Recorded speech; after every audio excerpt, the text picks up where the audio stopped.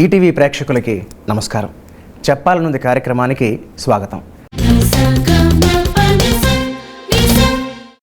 భారతీయ సనాతన ధర్మాన్ని, సంస్కృతి సాంప్రదాయాలని పరిరక్షిస్తూ ప్రపంచమంతా ప్రచారం చేస్తున్న మహనీయులలో అతి ముఖ్యులు శ్రీ శ్రీ శ్రీ గణపతి సచ్చిదానంద స్వామివారు. వారు యోగులు, సిద్ధులు, ఆధ్యాత్మికవేత్త, గురువు, సంగీతాన్ని సాధనంగా చేసుకుని ఆరోగ్యాన్ని రక్షించే నాద చికిత్సా వైద్యులు. ప్రతి గురువుకి ఒక ప్రత్యేకమైన బోధనా శైలి ఉంటుంది. వారిది అంతే. పురాణ ఇతిహాసాల్లోని సారాన్ని పామరులకు సైతం సరళంగా అర్థమయ్యే విధంగా చెప్పడం వారి ప్రత్యేకత. ఇక చిన్నపిల్లల కోసం అయితే తెలుగు, హిందీ, తమిళ, కన్నడ, సంస్కృత భాషల్లో భజనల పేరుతో ప్రతి ఇంట వారు కనిపిస్తూ ఆలపిస్తూ భక్తి మార్గాన్ని పెంపొందిస్తున్నారు. ఇక వారు స్థాపించిన పీఠాలు, మఠాలు ఎన్నెన్నో. వాటిలో మైసూరులోని అవధూత దత్తపీఠం ప్రత్యేకం. అలాగే దేశవ్యాప్తంగా, ప్రపంచవ్యాప్తంగా వారు ఎన్నో విగ్రహాలు ప్రతిష్ఠించారు. ఇలా వారు చేపట్టే కార్యక్రమాలు, పూజలు, హోమాలు, ఆధ్యాత్మిక సంగీత విభావరులు, అన్నదానం వంటి సేవా కార్యక్రమాలు అనేకం, అమోఘం. అటువంటి మహనీయులు శ్రీ శ్రీ శ్రీ గణపతి సచ్చిదానంద స్వామివారు ఇవాల్టి మన చెప్పాలనుంది కార్యక్రమానికి అతిథిగా విచ్చేశారు. నమస్కారం స్వామీజీ. చాలా చాలా సంతోషం. గురుదత్త. స్వామీజీ, శ్రీ సత్యనారాయణ అనే నామం గణపతి సచ్చిదానంద స్వామిగా మారిన ఆ పరిణామ క్రమం గురించి మాకు తెలియజేస్తారా? నాన్నగారు ఆయన మహా విష్ణు భక్తుడు, ఉపాసకుడు, నరసింహ ఉపాసకుడు. ఆయన ఎందుకో ఆయనకి శివారాధన చాలా ఇష్టం. ఎప్పుడు కూడా శివుడి గురించే మాట్లాడేవారు ఎప్పుడు కూడా. ఇక్కడ ఒక శివాలయం ఉంటే బాగుండు అనేవారు. మొదట్లో నాకు తంబూరినే దేవుడు, అంటే నాదమే పరమాత్ముడు అనే దృష్టి. ఏ టెంపుల్స్ కట్టాలా చేయాలా అనేది మనసులో అప్పటికి ఇంకా కలగలేదు, అనుకోలేదు కూడా. ఇక్కడ ఒక శివాలయం ఉంటే బాగుండు అనేవారు ఎప్పుడు. అప్పుడు నాన్నగారు, మీరు నరసింహ ఉపాసకుడు కదా, అహోబలం కదా మన కులదేవత, నరసింహదేవుడు కదా మనకు ఉండవలసింది. అంటే నరసింహదేవుడు నీకు దొరుకుతాడప్పా, శివుడు కూడా నీకు దొరుకుతాడప్పా, నువ్వు సచ్చిదానందుడు కదా. మొదట మాట ఆయన నోటి నుంచి వచ్చింది అది. అది అంతవరకు సత్యానంద అనే పిలిచేవారు. సత్యానంద స్వామీజీ అనేవారు. ఎందుకంటే అమ్మగారు అప్పుడు చిన్నప్పుడు పెట్టినటువంటి పేరు సత్యనారాయణ అని చెప్పేసి పేరు పెట్టారు. ఈ నాన్నగారు వచ్చి అప్పుడప్పుడు సత్యనారాయణ కాదు, నువ్వు సచ్చిదానంద అని. ఇక దానికి గణపతి ఎట్లా వచ్చింది అనేది ఒకటి ప్రశ్న. అంతటితో ఆయనకు నాకు చాలా ఏండ్లు కట్ అయిపోయింది మొత్తం. అమ్మగారు వెళ్ళిపోవటం, తర్వాత స్వామీజీ అక్కడి నుంచి ఆంధ్ర నుంచి కర్ణాటకానికి రావటం, అమ్మగారు ఎక్కడ పుట్టారో, ఎక్కడ పెరిగారో, ఎక్కడెక్కడ ఉన్నారో అక్కడ చూడాలని చెప్పేసి స్వామీజీ 9 ఏండ్లు, అప్పుడు ఆ 9 ఏండ్లో బయలుదేరారు. మొత్తం ప్రపంచం అంతా చూడటం జరిగింది. అప్పుడు ఢిల్లీకి వెళ్ళి హరిద్వార, రిషికేశ్, బద్రీనాథ్, కేదార్నాథ్ వెళ్ళేవారు. ఒక మార్వాడి ఫ్యామిలీ, చాలా పెద్ద ఫ్యామిలీ. ఆ గుంపులో కలిసిపోయా. మానస సరోవరాన్ని కూడా తీసుకువెళ్ళారు. అప్పటి కాలంలో మానస సరోవరం అంటే ఒట్టి రాళ్ళు గుంట్ల, ఏమి ఇంకా కష్టమే, రస్తా అనేదే లేదు ఆ సమయంలో. యార్క్ అని చెప్పేసి వాళ్ళు సాకారు. యార్క్ అని చెప్పేసి పెద్ద దున్నపోతు, వెంట్రుకలు ఉండేటువంటి దున్నపోతు యార్క్ అనేది. అది కూడా దాంట్లో ఆ సంచులో కూర్చొన్నాను, ఎవరికి తెలియదు. నన్ను చూసుంటే తీసేస్తారని తెలియదు, కానీ ఎవరికి తెలియదు. అక్కడ వెళ్ళిన తర్వాత చూసుకున్నారు స్వామి కైలాసానికి వెళ్ళిన తర్వాత. సో అది కైలాస యాత్ర ఆ విధంగా జరగటం, అక్కడ ఉండటం, ఆ గవిలో ఉండటం, అదంతా జరిగింది. సరే, తర్వాత ఆ సైటు ఆకర్షణ అయిపోయి, నా కొడుకుని మీరు కాపాడారు, బస్సు కింద పడిపోయాడు, తక్షణం పరిగెత్తి పెట్టుకున్నాను. అంతే, నేను చేసిన పని అది ఒకటే. ఏమైనా కానీ నాకు ఒక్క కొడుకు పట్టుకున్నారు, మీరు వచ్చేసేయండి, మొత్తం నా ఆస్తి అంతా సర్వస్వం మీకు ఇచ్చేస్తాను. ఏదో ఒక విచిత్రమైన ఒక శక్తి ఉంది నీ దగ్గర, అది మాకు కావాలా, వచ్చేసే ఎంతో ఒక పూజ్య భావన వస్తుంది మేము చూస్తే ఓ. అదంతా ఏమీ లేదు, నేను ఏదో ఎట్లా వచ్చేసాను నాకు తెలీదు, ఈ యాక్లో పడుకున్నాను, నిద్ర వచ్చేసింది. లేదు నేను వచ్చేసి మొత్తం యావత్ ఆస్తి మొత్తం చాలా పెద్ద ఆస్తి, వజ్ర వ్యాపారం, ఓ అదంతా నీకే ఇచ్చేస్తాను ఆయన వచ్చేసి. ఆ. నేను ఏం చేశానని అంత ఇదిగా అంటున్నారు మీరంటే, లేదు సాధ్యమే లేదు, నేను ఎక్కడ వెళ్ళటానికి వెళ్ళలేదు. సరే ఇంకా వీళ్ళు ఇటు పట్టుకుంటారని రాత్రే అక్కడి నుంచి కూడా బయలుదేరి మీకు అప్పుడు 10 ఏళ్ల వయసు అండి? ఇంకా 9 ఏండ్లు అంతే. 9 ఏళ్ళు? అంతే 8:30 9 ఏండ్లు అంతే. అమ్మ అప్పుడే 8:30 9కి వెళ్ళిపోయి ఆ టైం అది. ఓ. అక్కడి నుంచి ఇంకా పొద్దుటూరులో కొన్ని రోజులు మేనత్త గారి ఇంట్లో కొన్ని రోజులు ఉన్నాను. అక్కడ యోగాభ్యాసం చేయటం జరిగింది. అదైన తర్వాత ఎన్ని రోజులకో స్వామీజీకి అక్కడ మా పెదనాయన గారి ఇంట్లో ఉన్నాను. ఆయన పెద్ద పండితుడు, శేషగిరి శాస్త్రి గారు అని చెప్పేసి, ఈ మైసూర్లో. ఓ. అంటే కర్ణాటక కథకు వచ్చాను, ఇప్పుడు ఆంధ్ర వదిలేశాను, ఇప్పుడు కర్ణాటక వచ్చాను. మేనత్ గారి ఇంట్లో కొన్ని రోజులు ఉండటం, ఒక రెండేళ్ళ వరకు అక్కడ ఉన్నాను. దాంతో పాటు ఒక చెల్లెలు కూడా ఉండింది. నాతో పాటు ఇంకొక చెల్లెలు మా పిన్నమ్మ తీసుకువెళ్ళిపోయింది. అందుకని ఈ చెల్లెలు మాత్రమే నా బరువు నా మీద పడింది. సరే తీసుకువెళ్ళి అది దాన్ని అక్కడికి వాళ్ళ ఇంటికి వెళ్ళటం జరిగింది. ఈ విధంగా ఈ కథ ప్రారంభమయ్యి అక్కడ ఆయన చాలా పెద్ద దేవి ఉపాసకుడు, ఆయన చాలా పెదనాన్నగారు. రెండవ చాలా పెద్ద పండితుడు, ఈ మైసూరు మహారాజు యొక్క ఒక పెద్ద పురోహితుడు యొక్క అసిస్టెంట్ ఇతను. ఈయన ఒక్కొక్క పర్యం కూడా వెళ్ళేవారు కూడా. చాముండి కొండకు వెళ్ళటం, జతలో వెళ్ళటం, చాముండేశ్వరికి పూజ చేయటం చిన్నప్పుడు 9 ఏళ్ళప్పుడే. ఆయన అప్పుడు ఈ యంత్ర మంత్రాలు అంతా కూడా స్వామీజీకి నేర్పించడం కొన్ని జరిగింది. మా మేనత్త గారు యోగా నేర్పించింది, ఆయన ఇది నేర్పించి అప్పుడు అక్కడ మన దాంట్లో ఒడుగు చేసే పద్ధతి అంతవరకు లేదు. ఒడుగు చేశారు. ఆ సమయంలో స్వామీజీకి గణపతి కనపడ్డాడు ఆ అగ్నిలో. ఎప్పుడు గణపతి కనపడ్డాడో అందులో గణపతి స్వామిని ఊంచురు చేశారు. అప్పటికే జనం ఇక ఎంటపడటం, ఆశీర్వాదం చేయని ఇట్లా అనటం, నాకు పరిగెత్తిపోవటం, ఇది ఏంటి నాకెందుకు ఇదంతా అని చెప్పేసి. వాళ్ళు ఏదో నన్ను ముట్టుకుంటేమో అయ్యేది, అట్లా ఆ విధంగా వాళ్ళకి ఏదో మంచిది అయ్యేది కొంతమందికి. ఎందుకో ఈ ఊరు బాగలేదని అక్కడి నుంచి కూడా క్యాన్సర్ అని చెప్పేసి అక్కడికి వచ్చేసాను, చిన్నమ్మ గారి దగ్గరికి వచ్చాను. అప్పుడు వెళుతూ ఉంటే ఒక బెణక రాయి, ఒక రాయి, అది గణపతి ఆకారంతో ఉండేటువంటి ఒక రాయి. అది ఇట్లా చెవులో పెట్టుకుంటే మొత్తం అన్ని శబ్దాలు మాట్లాడేది, ఆ గణపతి మాట్లాడేది. అప్పుడు కేసరి అని చెప్పేసి ఆ ఊర్లో అక్కడ ఉండటం జరిగింది. అది ఎలక్ట్రానిక్ కాలనీ, అక్కడ ఆ కాలనీలో ఉండటం జరిగింది. అక్కడ ఒక భక్తుడు ఇంట్లో, నేను చిన్నమ్మ ఇల్లు వదిలేశాను, అక్కడ జనం ఎక్కువైపోయారు. దాని తర్వాత ఇక్కడ ఉండటం ప్రారంభం చేశాను. ఇప్పుడు నాన్నగారు ఆ సమయంలో స్వామీజీ అని ఎప్పుడు కేసరి నుంచి ఇక్కడికి రావటం ఎప్పుడు జరిగిందో 66లో, అప్పుడు నాన్నగారు అప్పుడు కనపడ్డారు. అంతవరకు కనపడనే లేదు ఆయన. అబ్బో, రాలేదు ఆయన, చాలా ఏళ్ళ తర్వాత రాలేదు ఆయన. వచ్చి నువ్వు సత్యానంద కాదు సచ్చిదానంద, ఆయన పిలిచినప్పటి నుంచి అది సచ్చిదానంద అనేటువంటి పేరుతో కలిగింది. గణపతి స్వామీజీ అని ఇప్పటికి కూడా అక్కడ జనమందరూ కూడా నన్ను గణపతి స్వామి అని గణపతి స్వామి, అగ్ని స్వామి ఇట్లా పిలుస్తాం. అగ్ని లోపల వెళ్ళటం, అగ్నిని లోపల నుంచినే పూజ చేయటం, అగ్నికుండం 7 అడుగులు చుట్టూ లోపలంతా అగ్నిలో దిగటం. అక్కడి నుంచే ఇక వస్త్రం కూడా ఏమీ అయ్యేది కాదు, అన్ని తెల్లగుడ్డలు, దాంతో ఒక పుష్పహారం కూడా ఏమీ అయ్యేది కాదు. ఆ సమయంలో ఈ గణపతి అర్క గణపతి అని పేరు పెట్టుకున్నాం. దానికి ప్రశ్న గణపతి అని కూడా దానికి ఒక పేరు. ప్రశ్న అంటే ఇప్పుడు ఎవరో బయట నుంచి ఎవరో ఉన్నారంటే వాళ్ళ పేరు అప్పుడే చెప్పేది, ఆ స్వామి చెప్పేవాడు ఇక్కడ ఉన్నారు అని. ఈ ప్రశ్నకే వస్తున్నారు వాళ్ళు అని, అది విపరీతంగా ప్రచారం అయిపోయింది. దివ్యశక్తులన్నీ మీకు ఎలా రావడం జరిగింది? అదంతకదే వచ్చాయి. నేను ఎవరు కావాలని అడగలేదు, నాకు గురువు ఎవరు లేరు. నాకు ఒక్కపరి అడవిలో నేను తిరుగుతూ ఉంటే ఎక్కువ. మా తాతగారు అడవిలో ఉంటారు కదా, ఆయన ఫారెస్ట్లో ఉంటారు వాళ్ళు. ఫారెస్ట్లో నేను చాలా రోజులు ఉన్నాను అక్కడ. మేకేదాట అని చెప్పేసి ఒక పెద్ద అడవి కర్ణాటక దగ్గర, అర్కావతి, కావేరి, గుప్తగామిని, నేను అక్కడే పుట్టింది కూడా.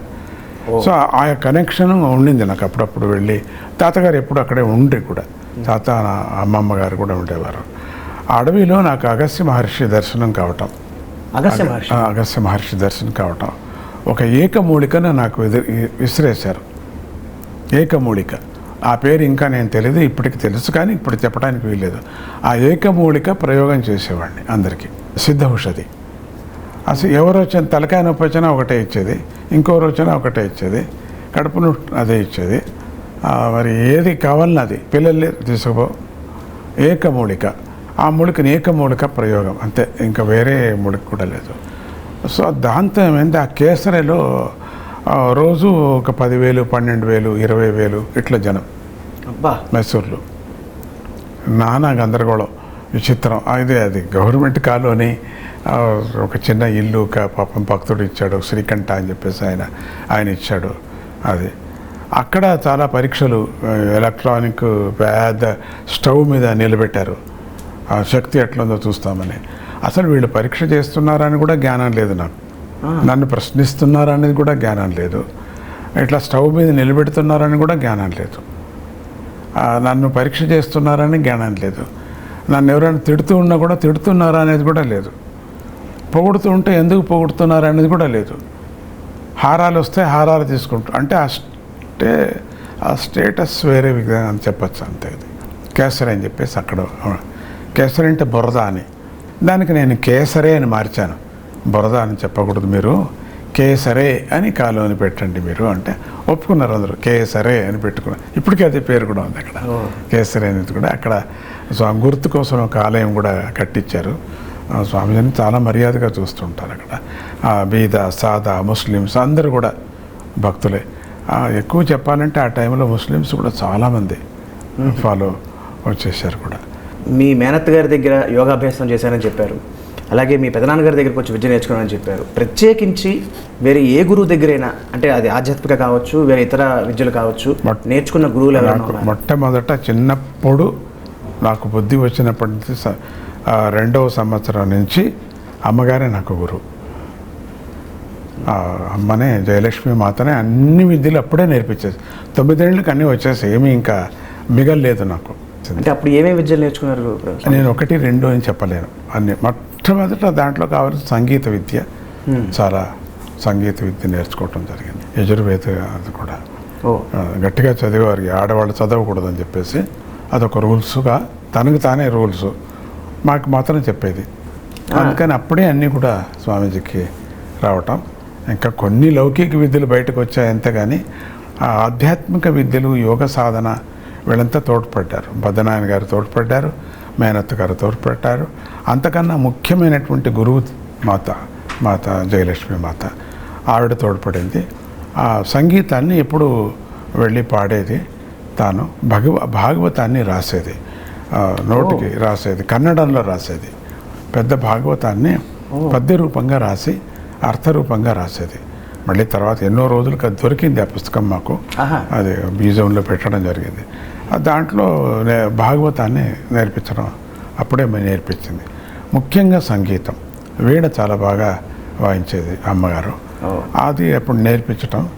దినము సాయంత్రం పూట నన్ను తీసుకువెళ్ళి ఒక పెద్ద అడవిలో ఒక పెద్ద చెట్టు, వటవృక్షం, ఒక చింత చెట్టు, తర్వాత అశ్వత్థ వృక్షం, చాలా పెద్ద వృక్షం. అక్కడ వెళ్ళి తీసుకువెళ్ళేది, డైలీ తీసుకువెళ్ళేది సాయంత్రం. కొన్ని లక్షలు పక్షులు వచ్చి కూర్చున్నది అక్కడ.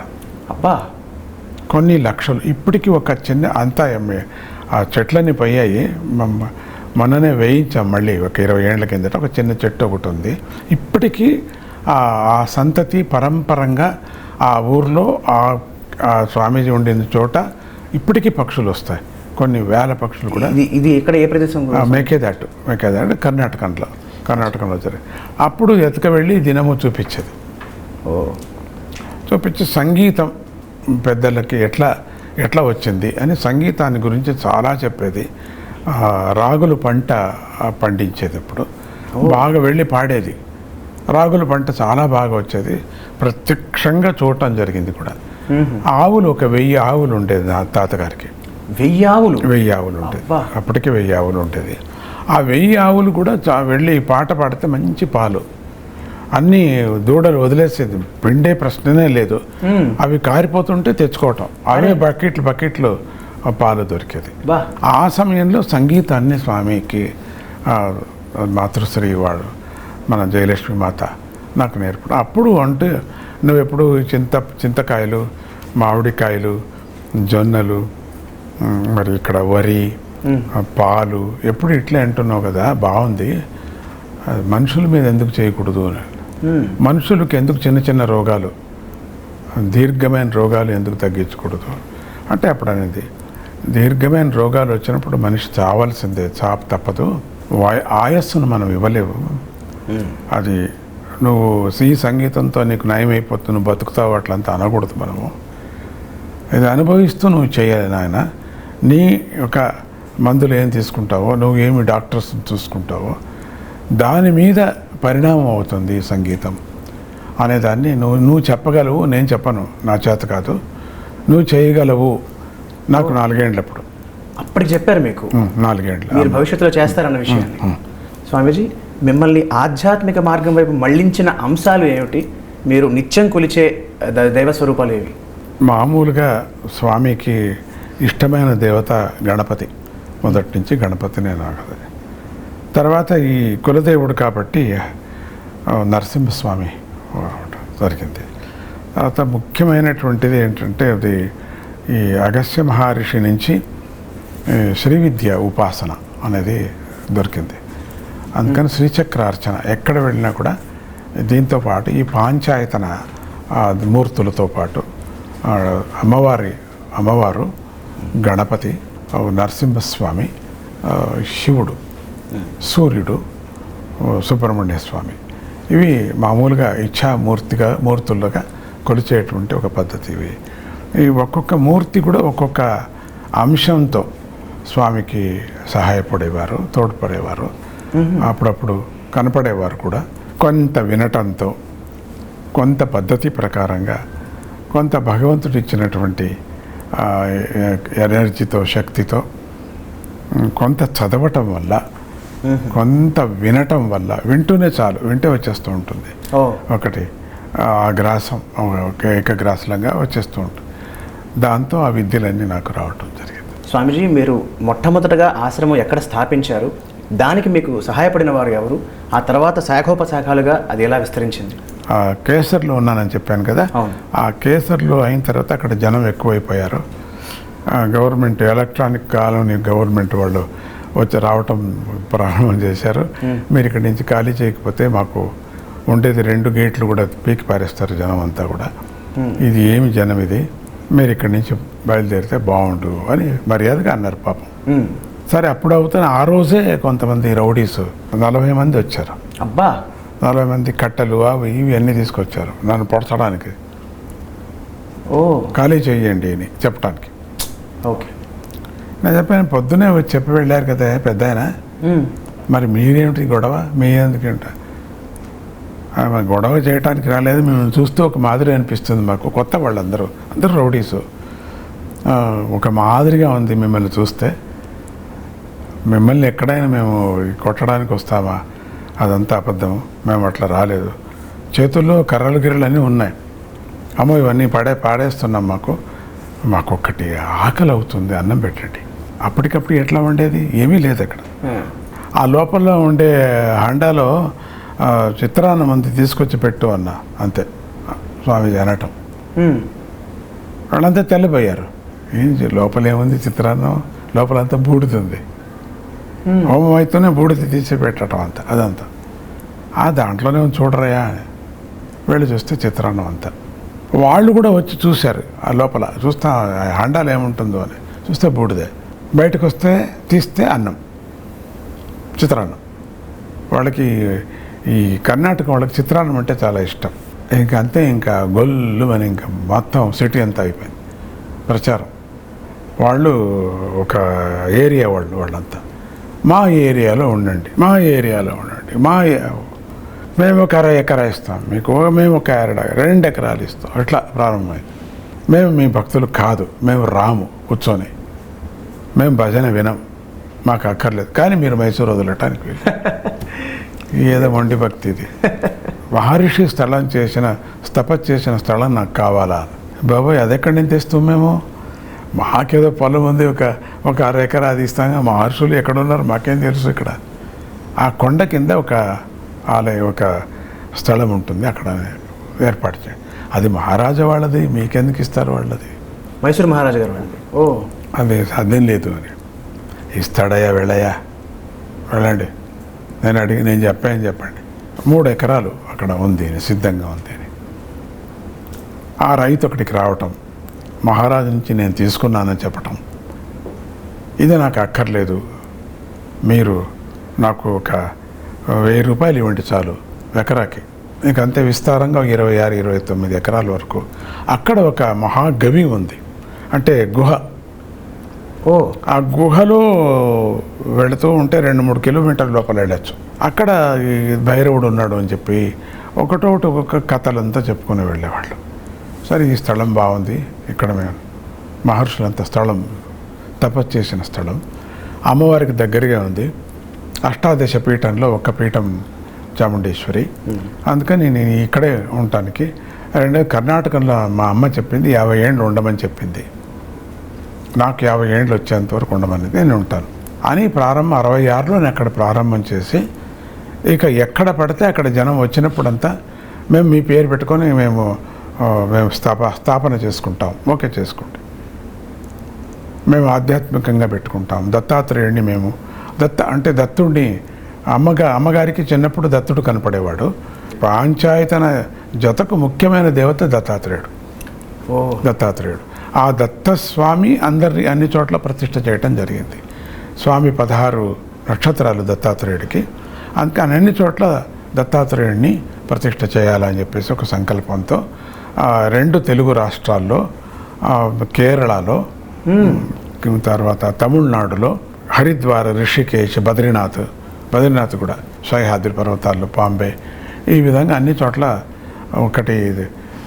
ఒక నక్షత్రం, 16 నక్షత్రాలు, 9 నవనాథ క్షేత్రాలు, నవనాథుడు తిరిగినటువంటి క్షేత్రాలు, 9 క్షేత్రాలు, ఇట్లా అన్నీ జరగడం. తర్వాత ఇప్పుడు లెక్క పెట్టడానికి 108 తేలేయమన్నా అట్లా ఉన్నాయి. అట్లా అన్ని చోట్ల, అన్ని ఊర్లలో. ఇది ఇండియా. ఇక బయట నుంచి వచ్చినటువంటి వాళ్ళది మీరు ఏ దేశం అడుగుతారు చెప్పండి, ఆ దేశంలో అంతా ఒక చిన్న అక్కడ సత్సంగం ఒకటి ఏర్పాటు జరిగింది. అద్భుతం. స్వామీజీ, మీరు సాధన చేస్తున్న రాగరాగిణి విద్య యొక్క విశిష్టత ఏమిటి? అండ్ ఇప్పుడు ఆ విద్య ఎంతమందికి అందుబాటులో ఉంది? అమ్మగారికి చెప్పాను కదా 4 ఏళ్ల కిందట మనుషుల మీద ప్రయోగం చేయాలని. అప్పుడు ఇది అనిపించింది, ఈ ఒక్కొక్క రాగశాస్త్రాన్ని ప్రకారంగా దాన్ని స్టడీ చేయటం జరిగింది. చాలా పెద్ద విద్య అది. అది మామూలుగా ఏదో అట్లా దిగింది అని చెప్పలేను. సాధన చేయటం జరిగింది, అది సంగీత సాధన చేయటం జరిగింది. దాంట్లో ఈ మణి విద్య అని చెప్పేసి ఒకటి, మణి విద్య అని అంటే కలర్స్ మీద, మినరల్స్ మీద, క్రిస్టల్స్ మీద స్టడీ చేయటం జరిగింది. అంటే వైబ్రేషన్స్, ఏ వాద్యంతో, ఏ శబ్దంతో ఏ కలర్ మారుతుంది, తర్వాత ఏ శబ్దంతో క్రిస్టల్లో ఉండేటువంటి క్లియర్ ఎట్లా కనపడుతుంది, అన్ని మినరల్స్, ఏ దేశాల్లో ఎక్కడెక్కడ ఏ మినరల్స్ దొరుకుతాయి, ఈ రీసెర్చ్ ఎక్కువైపోయింది. అన్ని చోట్ల జరగటం, ఒక పెద్ద పుస్తకం కూడా రాయటం. ఇంతలో పుస్తకం ఉంది, దాన్ని ఎవరు ఎత్తుకపోలేరు, అయినా అందరికీ పంచుతున్నాం. అన్ని భాషల్లో కూడా ఉంది అది. సంగీతం ఎట్లా పుట్టింది, ఏ విధంగా, దీనికి ఒక లింక్, ఇంత చిన్న లింకు.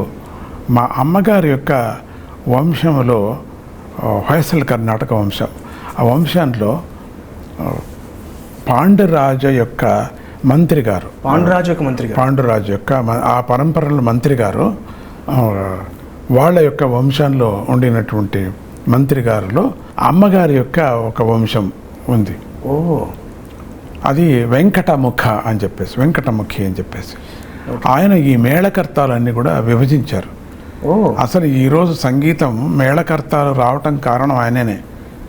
వీళ్ళంతా అంతగా చప్పరించుకొని పాడుతుంటే మేళకర్తలు లేనిది ఎవరూ పాడలేరు. ఆయనే ముఖ్య మూల పురుషుడు.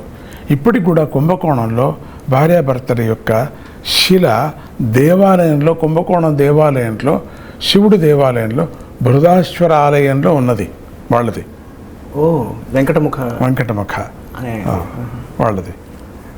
ఆ అమ్మగారి యొక్క సంబంధం వంశీకులు.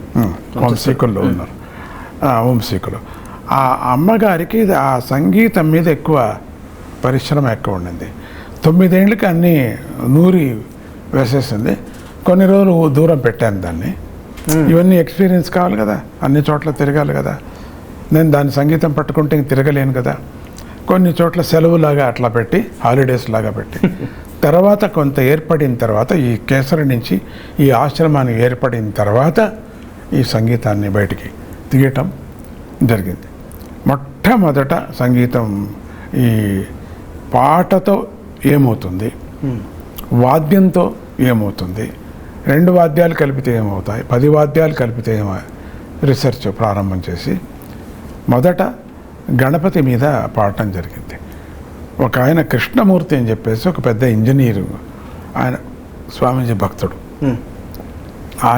ఆయనకి బెంగళూరులో ఆయనకు పెద్ద ఒక రోగం వచ్చింది, కనిపెట్టలేనటువంటి రోగం. ఓ హాస్పిటల్ వేశారు. చాలా మంచి పరమభక్తుడు స్వామీజీకి. నాకు అనిపించింది వెళ్ళి చూడాలి, ఎట్లా చచ్చిపోతాడు అన్నారు.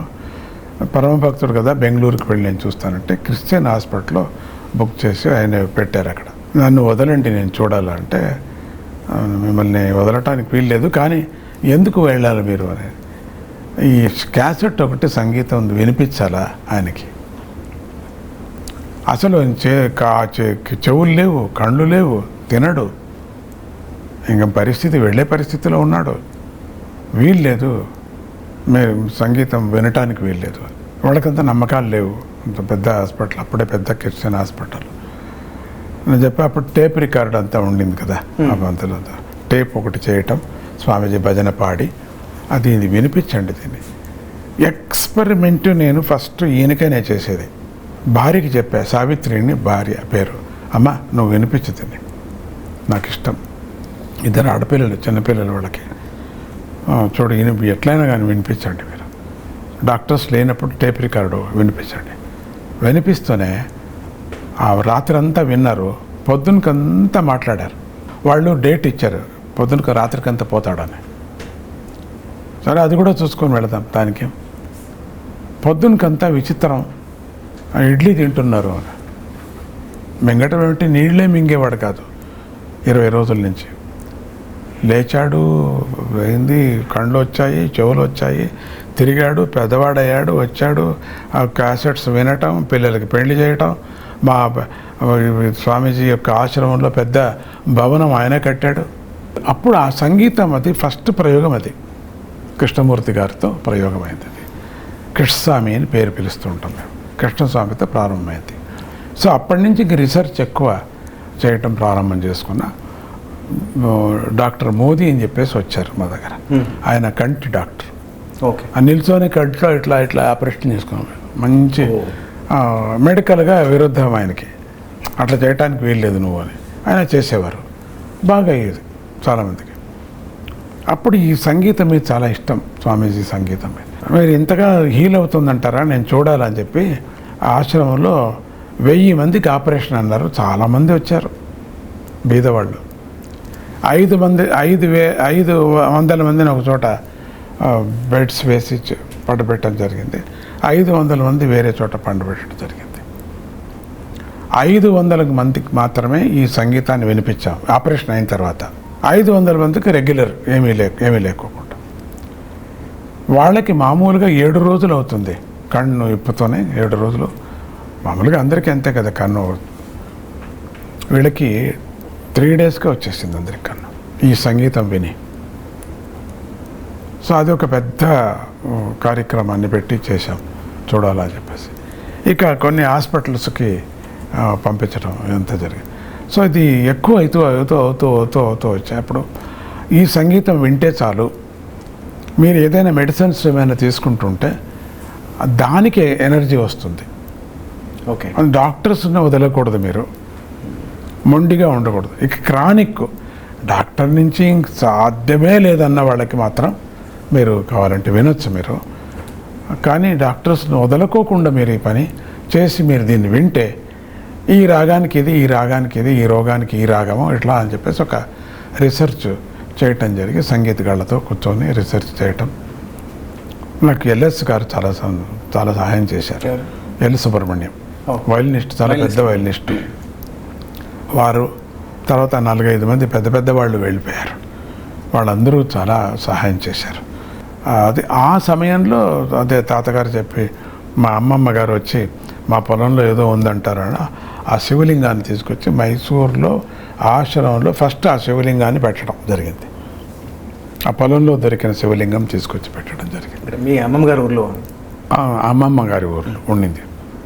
నేను పుట్టినటువంటి ఊరికి వెళ్ళా 21 సంవత్సరం అయిన తర్వాత చూడాలని.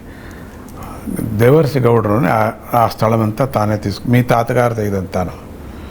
అవును, నన్ను పుడుతూనే తీసుకొచ్చి ఇక్కడ ఒక భూస్పర్శ చేశారు కదా, ట్రైబల్స్ తీసుకువెళ్ళారు నన్ను పుడుతూనే. నీళ్ళలో పుట్టేశాను, ట్రైబల్స్ ఎత్తకపోయారు. తర్వాత అమ్మమ్మ వెళ్ళి దాన్ని ఏడిపించుకొని తీసుకొచ్చింది. అప్పుడు తీసుకెళ్ళారు స్వామీజీ. అమ్మమ్మ ధ్యానంతో ఉండిపోయింది. మరి అక్కడ పుట్టానో లేక వచ్చిందో తెలియదు ఎవరికి. ఇప్పుడు పరమ రహస్యం అయిపోయింది. నీళ్ళలో పడిపోయింది శిశువు. కొట్టుకొని పోతుంటే ట్రైబల్స్ ఉన్నారు కదా అక్కడ, వాళ్ళు తీసుకువెళ్ళారు. వాళ్ళు రావచ్చు చూడడం లేదు ఎక్కడి నుంచి వచ్చింది అని చెప్పేసి. అట్లోపు ఎవరో చూసి చెప్పారు, ఒక ట్రైబల్, ఒక ఆవిడ. అట్లా మాకు అనుమానం వచ్చింది, మీ కూతురుదే ఉండొచ్చు అది బాబు, చూసుకోండి మీరు, మేము తీసుకుపోతున్నారు అని. ఆవిడ అమ్మమ్మ వెళ్ళి తీసుకొచ్చి ఆ స్థలంలో వేసిన తర్వాత అక్కడికి ఆ రోజు అప్పుడు వెళ్ళా 21 సంవత్సరం అయిన తర్వాత ఎక్కడ వేశారో చూస్తాం, స్థలం బాగుంటుంది, సంగీతం అంతా వినే స్థలం కదా చూస్తామని. అంతా మారిపోయింది అంతా అప్పటికంతా కూడా. అప్పుడు ఆ గౌడ అడిగారు, మీరు ఇక్కడ చూపించండి, మీరు ఎక్కడ వేశారో. అక్కడ తిరిగి ఇక్కడ అన్న, అక్కడ తవ్వితే చిన్న శివలింగం పైకి రావటం, అక్కడే ప్రతిష్ఠ చేశాం, అక్కడే ఉంది ఇప్పటికి కూడా. స్వామీజీ, భారతీయ భక్తి సాంప్రదాయాల్లో మీరు దత్త సాంప్రదాయాన్ని ఎంచుకోవడం గల కారణం ఏమిటి? ఆ సాంప్రదాయ యొక్క విశిష్టత ఏమిటి? దత్త సాంప్రదాయం అంటే అమ్మగారికి ప్రతి పౌర్ణమి రోజు అర్కావతి నదిలో, కావేరీ నది పక్కల 2 చేరే సంగమ క్షేత్రంలో ఆయన 7 మంది మహర్షులతో పల్లకిలో వెళ్ళేది కనపడేది. అమ్మకి సప్తఋషులు మోసుకొని వెళ్ళేవారు స్వామిని, దత్తుడిని. అది ఆవిడ చెప్పేది. తాతగారు చెప్తే నమ్మకం లేదు, చెప్పాను కదా ఆయనకి సరిగా నమ్మకం లేదని. అప్పుడు వాళ్ళ అన్నగారు వెళ్ళి నేను చూస్తానని చెప్పి చూసి దానికి మాట పడిపోయింది కూడా. సో అప్పటి నుంచి అది అమ్మగారికి దత్త సంప్రదాయం భక్తి. అది నాకు సంప్రదించింది, దత్తాత్రేయుడిని మనం కొలచాలా అని చెప్పేసి. ఆ దత్త సంప్రదాయం మనకు ఉంది, బాగుంటుంది. అది విష్ణువు శివుడు భేదం లేదు, శివకేశవులకు భేదం లేదు అనే తత్వాన్ని ఆ రోజే బోధించడం జరిగింది. ఇద్దరు ఒకటే, శివుడి హృదయం విష్ణువు, విష్ణు హృదయం శివుడు. మనకు 2 వేరే విధిగా మనము కొలచకూడదు, దూషించకూడదు, శివ నింద చేయకూడదు. శివనింద చేసే కొద్దీ దేశం నాశనం అయిపోతుంది, శివనింద చేసే కొద్దీ అరాజకం పెరుగుతుంది ఎక్కువ అని బోధన అప్పటి నుంచే నాకు ప్రారంభమైంది.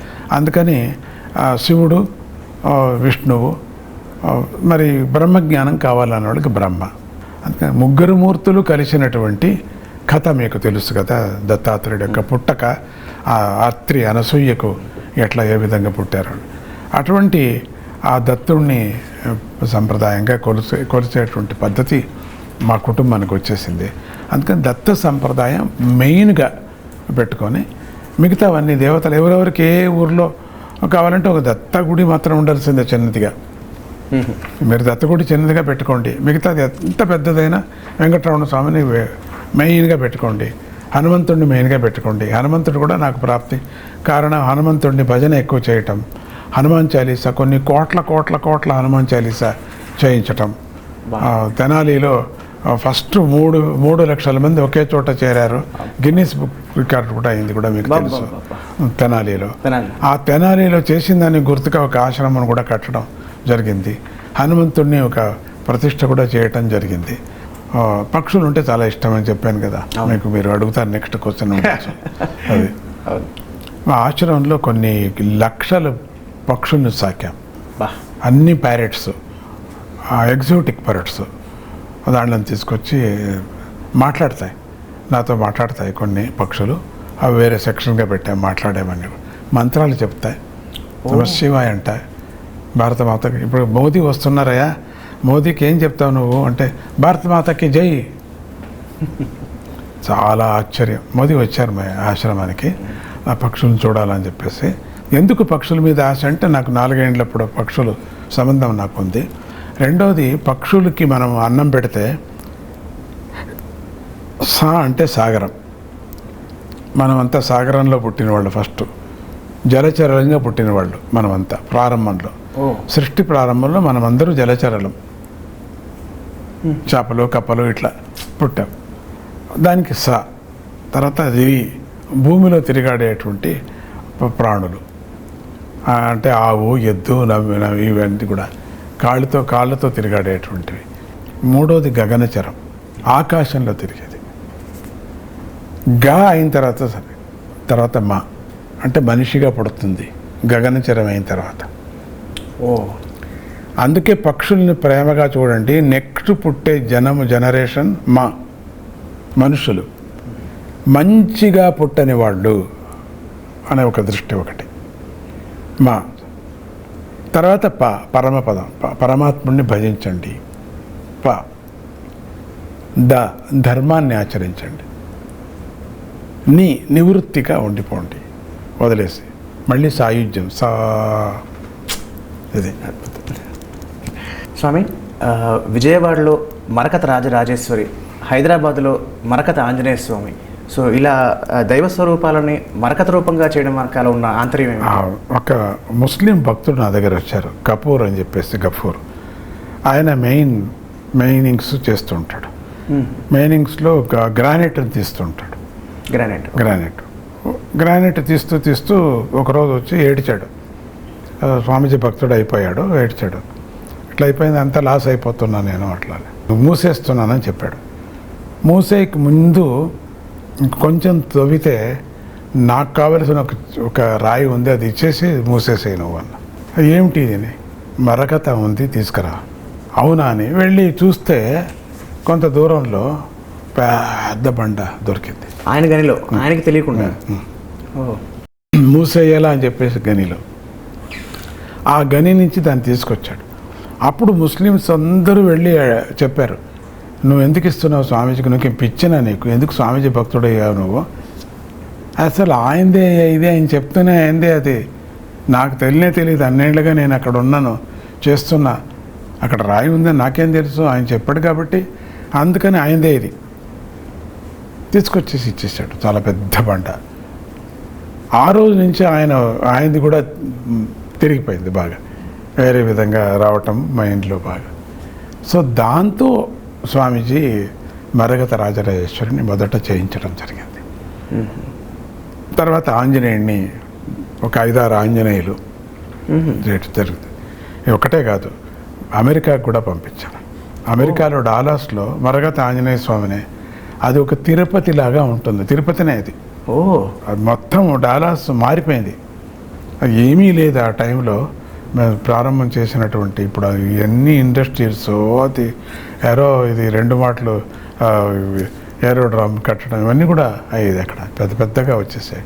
ప్రతి సంవత్సరం నేను వెళుతూ ఉంటాను అక్కడ గురుగీతకు, ఈ భగవద్గీత పారాయణాని కోసం వెళుతూ ఉంటాను. అక్కడికి అన్ని దేశాల వాళ్ళు చేరుతారు. ఒక పెద్ద స్టేడియం తీసుకుంటాం. ఆ స్టేడియంలో 5-6 రోజుల కార్యక్రమం. అందుకని అక్కడికి కూడా మరగత ఆంజనేయ స్వామి ఇవ్వటం, మలేషియాకి మరగత ఇచ్చాను. ఈ విధంగా మరగత అంటే దానికి అభిషేకం చేసి ఆ నీళ్ళని తాగితే ఆరోగ్యం. ఒకటి, మరగత స్వామిని కొలిస్తే వాళ్ళకి దరిద్రం పోతుంది అని, బాగా బతుకుతారు అని మన శాస్త్రాల్లో ఉంది. అందుకని ఆ మరగతాన్ని ఇంకా బండలు మిగిలాయి, అట్లా చేయించలేదు, వదిలేస్తాను, అట్లా ఉండిపోయాయి ఒక చోట. స్వామీజీ, మీరు చిన్నప్పుడు చాలా గోవులతో ఉన్నారని మీ మాటలోనే చెప్పడం జరిగింది. సో గో సంరక్షణ యొక్క ప్రాధాన్యత ఏమిటి? గోవు అంటే ఇప్పుడు యజ్ఞానికి కావలసినటువంటి పదార్థాలు ఇచ్చేటువంటిది గోతల్లి. అన్ని పదార్థాలు కూడా ఔషధికి పనికి వచ్చేటువంటివి. గోవు బతికిన ఔషధినే, చచ్చిన ఔషధినే. ఎముకలు కూడా ఔషధికి పనికొస్తాయి. ఓ అటువంటి తత్వం గోవుకు ఉంది, ఇంకే ప్రాణికి లేదు. అటువంటి అద్భుతమైనటువంటి వైద్య శక్తి. రెండవది, గోవు అంటే మన సంప్రదాయంలో అమ్మవారు స్వామి కృష్ణుడే తీసుకొచ్చాడు ఇక్కడికి అనేటువంటి ఒక నమ్మకం అది. కాబట్టి గోవు అంటే అంత ప్రాధాన్యత మేము ఇవ్వటం జరిగింది. అది గోవుని మనం హింసించటం కానీ వధించటం కానీ ఇవన్నీ కూడా మనం చేయకూడదు. ఆ విధంగా ప్రాణి హింస చేసే కొద్దినే మనకు అకాలమైనటువంటి వర్షాలు, అకాలమైనటువంటి భూకంపాలు ఇవన్నీ కలుగుతున్నాయి. సునామీలు కలగటం కారణం దీన్ని హింస పెడుతున్నాం కాబట్టి. ఎప్పుడు జనానికి వస్తుందో జ్ఞానం వస్తుందో అప్పుడు సరిపోతుంది, ఇది అంతవరకు సరిపోతుంది. స్వామీజీ, మీరు ఆధ్యాత్మిక ప్రచారాలతో పాటుగా సామాజిక సేవలు కూడా ఎన్నో చేస్తున్నారు. సో వాటి గురించి మాకు తెలుస్తారు. వైద్య సేవ ఎక్కువ చేయటం, వైద్య క్యాంపులు అక్కడక్కడ పెట్టడం. మన భక్తుల్లో చాలామంది పెద్ద పెద్ద డాక్టర్స్ ఉన్నారు, అందరు కూడా. వాళ్ళు ప్రతి వారం వచ్చి అన్ని ఆశ్రమాల్లో వెళ్ళి వైద్య సేవ, వాళ్ళే మందులు తీసుకొస్తూ ఉంటారు. మేము కొని కూడా పెట్టాం, వాళ్ళే తెస్తారు. కొన్ని మిషన్స్ వాళ్ళే తీసుకొస్తారు. ఆ డెంటిస్ట్ కానీ, ఇక ఐ క్యాంప్ కానీ ఇట్లా చేస్తూ ఉంటాం.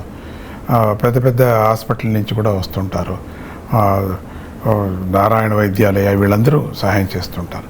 పెద్ద పెద్ద రెడ్డి గారు వీళ్ళు కూడా సహాయం చేస్తుంటారు. అక్కడక్కడ క్యాంపులు పెట్టిన వస్తూ ఉంటారు.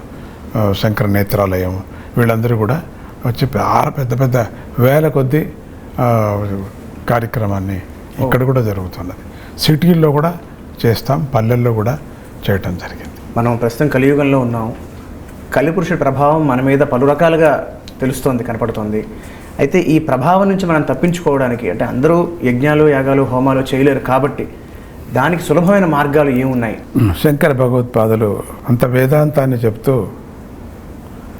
కొనాలు ఆయన యొక్క పదంలో భజ భజ గోవిందం మూఢమతే సంప్రాప్తే సన్నిహితి కాలే నహి నహి రక్షతి రింగృంగిరణే. వేదాంతము, వ్యాకరణము, తర్కము నీకు పనికిరాదు, భజ గోవిందం భజ గోవిందం ఆయనే అన్నారు. ఇక నారద భక్తి సూత్రాల్లో భక్తినే నామముతోనే కలిపురుషుని గెలిచడానికి అవుతుంది, కానీ యజ్ఞయాగాదులతో కాదు అని చెప్పేశాడు ఆయన. కానీ యజ్ఞయాగాదులు ఎందుకు చేస్తున్నట్టే మన సంప్రదాయాన్ని రక్షించుకోవటానికి అవసరం. దాంట్లో కూడా భక్తి ఉంది కాబట్టి అత్యంత ముఖ్యమైనటువంటిది కలి నామస్మరణం. చాలా ముఖ్యమైనది. కలియుగంలో నామస్మరణమే, నామ సంకీర్తనే అత్యంత ముఖ్యమైనది. ఒక 100 మాటలు హనుమాన్ చాలీసా చెప్తే చాలు, యజ్ఞమేది. ఒక 100 మాటలు ఓం నమో హనుమతే నమః అంటే చాలు, ఓం నమో వాసుదేవాయ అంటే చాలు, ఓం నమ శివాయ అంటే చాలు, ఓం ఐం హ్రీం శ్రీం లలితా పరమేశ్వరే నమః అంటే చాలు. 100 మాటలు అంటే యజ్ఞం చేసినట్టు అవుతుంది. నామానికి అంత బలం ఉంది. అందుకని కలియుగంలో నామ సంకీర్తన అంటే భక్తికి ఎక్కువ ప్రధానం ఇచ్చారు. అత్యంత సులభమైనటువంటి మార్గం ఏమిటంటే స్వామికి దండం పెట్టి, తల్లి తండ్రి నాకు విద్యనిచ్చినవాడు, నాకు అన్నం పెట్టినవాడు సుఖంగా ఉండని నేను కోరుకుంటే చాలు. అంతే, ఇంత చేస్తే చాలు. యజ్ఞం అది చాలా పెద్ద యజ్ఞం. తల్లిదండ్రులను గౌరవిస్తే చాలు. మన దేశాన్ని మర్చిపోవద్దండి అని ఇదొకటే అత్యంత సులభమైనటువంటి కలియుగంలో మనమందరూ చేయాల్సినటువంటి మార్గం అది. చాలా చాలా సంతోషం స్వామీజీ. సో మీతో ఇలా ముచ్చటించడం, ఇలా మాట్లాడగలగడం, అండ్ మీ ద్వారా ఎన్నో అద్భుతమైన విషయాలు, ఎన్నో అద్భుతమైన సూత్రాలు, సూక్ష్మాలు, సత్యాలు తెలుసుకోవడం జరిగింది.